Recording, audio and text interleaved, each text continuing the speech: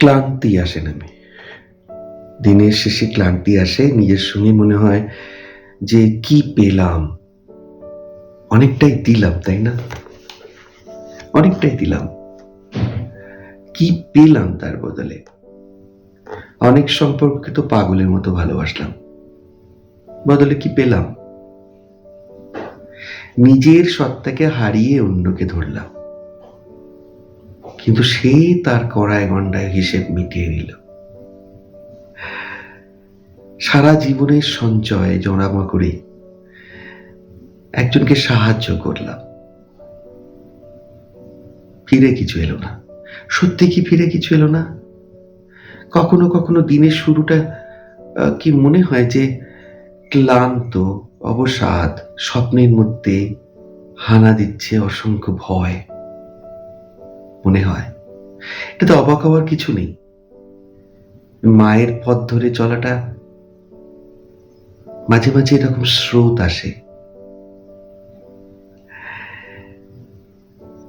মা, আমাকে জ্বলন্ত বিশ্বাস দাও, আমি যেন সংসারের কদর্যতার থেকে না পালাই। মুখোমুখি লড়ে যাবে সামনের অনন্ত যন্ত্রণাকে, যেন তোমার উপহার হিসেবে নিই। ইটস ইয়োর গিফট, যা আমাকে তৈরি করছে। আমার চেতনার বিস্তার, তোমার দেওয়া প্রত্যেকটা আঘাত আমার চেতনাকে বিস্তার করছে। মা, আমাকে যোগ্যতা দাও, যুদ্ধক্ষেত্রকে যেন না পালাই। দু চোখের বিশ্বাসের আগুন জ্বেলে যেন প্রতিটা আঘাতকে সহ্য করি, পরে যেন তোমার মুখোমুখি হই আর যেন বলতে পারি, মা, আমি পেরেছি। একটা ফেজ থেকে একটা ফেজে আমরা যাচ্ছি, আমাদের তৈরি করা হচ্ছে। মা আমাদের তৈরি করছেন।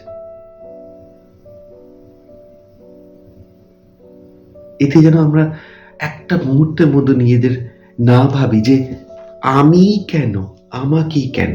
হ্যাঁ, কারণ আমাকেই চুজ করা হয়েছে। আর মা যাকে চুজ করেন তাকে তিনি তৈরি করেন। আর সে তৈরি করাটা সুখের হয় না, কারণ না আমাদের অনেক কিছু নেগেটিভিটি রয়েছে যা আমাদের ভেঙে চুরে এগোতে হয়। মা আঙুল দিয়ে দেখিয়ে দেন যে এই জায়গাটাকে ঠিক করো বাবা। তাই সংসার থেকে পালিয়ে যাব না, কদর্যতার মুখোমুখি হব, চ্যালেঞ্জের সামনাসামনি দাঁড়াবো, লড়াই করব, কারণ আদি শক্তি মা আমাদের সঙ্গে রয়েছেন।